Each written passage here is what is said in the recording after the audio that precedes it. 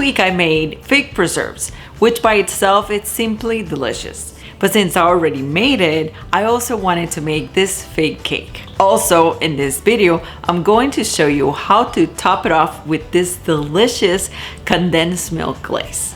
Let's get started.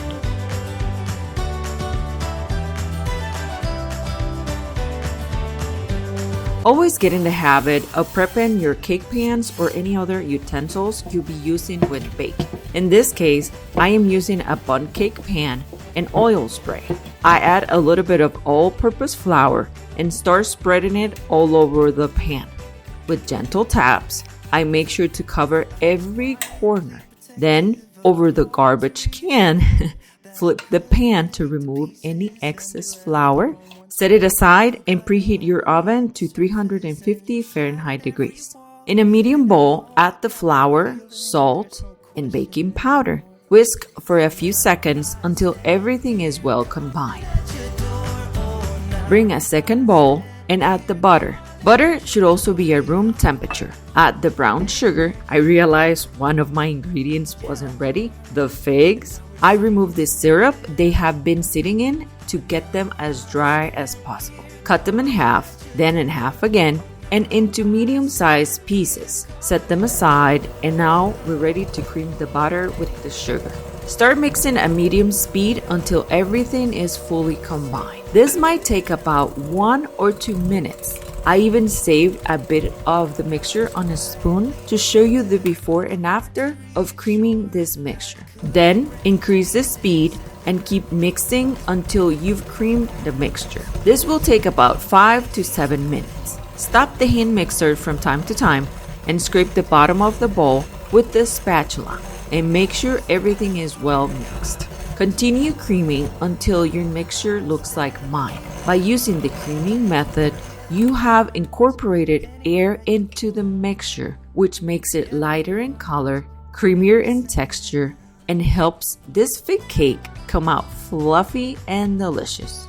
Continue by adding 1 egg at a time to the mixture. To avoid breaking the creaminess we worked so far to create, add just 1 egg. Mix it for a few seconds until fully incorporated, and then add the next one. It takes about 40 seconds to blend each egg. Repeat this process until you have added all 4 eggs. I recommend stopping your mixer, whether it's a hand or stand mixer, before adding the dry ingredients. Otherwise, you will make a mess in your kitchen. Add 1/3 of the dry ingredients and mix for just a few seconds. Notice that mine isn't completely combined yet. Add half of the milk and continue mixing for a few more seconds. Repeat the process with the second third of the dry ingredients, the other half of the milk, and finally the last third of the dry ingredients. I only mix at low speed and just enough to combine everything. Do not overmix. Scrape the bottom of the bowl occasionally, then add the figs we previously cut. I'm using my fig preserves recipe, which is available on the channel. For this last part, stir gently with the spatula so you don't overmix the batter. The batter will slightly change color after stirring because I'm using black figs. And it already looks delicious even before baking. Creamy and rich. Let's take it to the oven. Pour the batter gently into the prepared pan, spreading it evenly with a spatula. Place it on the middle rack of the oven and bake for 55 minutes or until you insert a bamboo stick and it comes out clean. Let it rest for about 10 minutes before flipping. After that time, place the serving plate upside down over the pan. Flip both together and watch the magic happen. I actually made 2 fig cakes, one for this video and another to take to a party I was going to. The one on the right turned out taller than the one on the left, so I had to bake it for 15 extra minutes for a total of 1 hour and 10 minutes.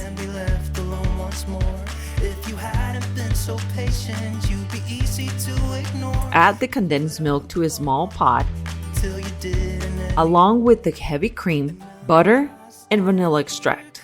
I'm using imitation vanilla because that's what I had, but I prefer real vanilla extract when possible.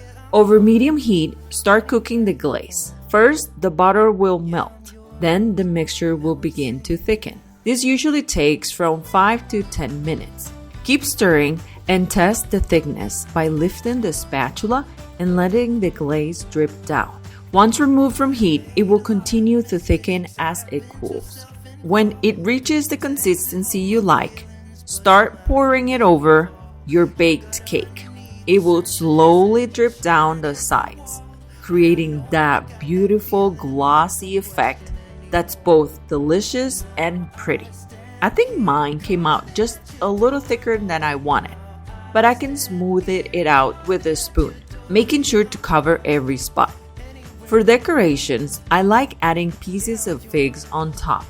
It looks both elegant and also let people know what the cake is about. Now it's time to cut it, and look at that. It looks amazing. And I can tell you it tasted even better. The flavor of the figs came through in every bite, and the crumb of this cake is simply delicious. I hope you give this one a try. If you made fig preserve, you'll be able to keep making this cake throughout the year. And I'm going to link that video over here. If this is your first time on this channel, welcome. Don't forget to subscribe. That way you don't miss out any other delicious recipe like this one. Thank you guys for watching. See you next time. Bye-bye.